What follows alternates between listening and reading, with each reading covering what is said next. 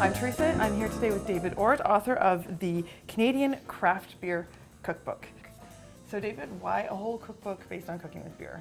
Well, Teresa, I love cooking, I love eating, and I love drinking craft beer. And we're at a point now where craft beer is moving forward so quickly that in some ways food hasn't caught up to it. So I thought it was a challenge that I could accomplish to make a cookbook that uses those full flavored beers in a way to make delicious food. So this is not just a way to force beer into everything, but it's actually to improve the food. Definitely, yeah. Add into the flavor. And to find ways to make a harmonious balance so that the food's better and the beer's better. Because I have to say, when I looked at it, I thought this is going to be gimmicky. But having read through it, it is really clear to me how much you love food and how much you know about beer. And so what got you started combining them with food? Why not just have beer with your food? Why do you have to have beer in your food? I wanted beer to bring something unique and interesting to a recipe. I wanted it to add color, add flavor, add carbonation, or do something that another ingredient couldn't do as well. Okay, well let's get started with one of the recipes and then we can sort of talk about your take on beer and food together as we go. Okay. So the first one we're going to make is guacamole. Okay. And what's the title of this particular guacamole we're making today? We're making an IPA guacamole. Now again, this challenged my assumptions. I thought you've got a glass of beer, you've got a plate of guacamole, life is good. Right. Why do you need to go mushing them together? Avocados are rich and they're kind of fatty. And the one flavor that's missing from guacamole is bitterness. And so with a little bit of pale ale, you get that background bitterness that makes the other flavors shine brighter.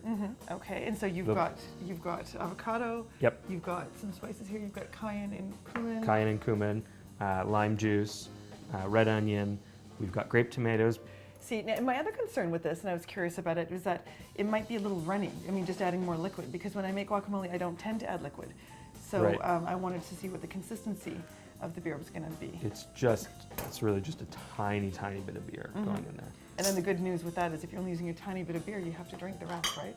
Exactly, yes. And that's one of beer's advantages with cooking, is that you open a bottle of beer to make a recipe. So if the recipe only calls for a tablespoon of beer, you're in luck. Exactly. You can drink the rest. You're drinking the rest. Right, whereas with a bottle of wine, I do have that. I often cook with vermouth instead of white wine. Exactly. I just find that if you just need a little bit.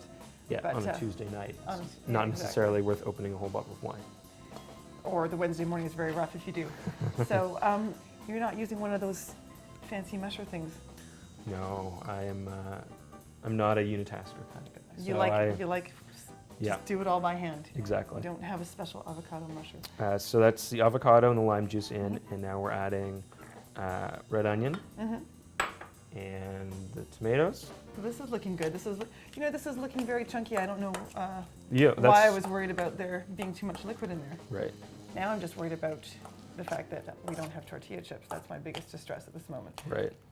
Or a sunny beach to eat this on. But other than that, I think we're okay. Do you salt this recipe? Yes, we're going to add the beer. And you just do it by taste, or? Yes, especially the salt.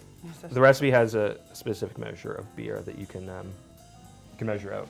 And it looks fantastic. You can see all the colors and textures in there. I think that looks like okay, well, so I don't have a tortilla chip. Can I just... Go ahead, yeah. Can I just try it like that? That is really good. Thank you. I love that. Does it need more salt? No. Perfect, okay. Not in my road.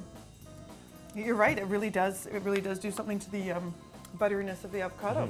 Yeah. I love it, great. So one of the more challenging aspects of the book was thinking about how we're going to put this in dessert. Yep. And then I saw gingerbread in your recipe book. I thought that makes sense to me. Right. Like an old-fashioned English ale, gingerbread, and all those rich spices sort of going well. And what kind of a beer do you recommend for the... It's a porter gingerbread. Uses dark malt, so it's brown in color, but it also has kind of roasted coffee chocolate flavors. Okay, so the flavors really do complement the spices. Yeah, and they do work well in desserts.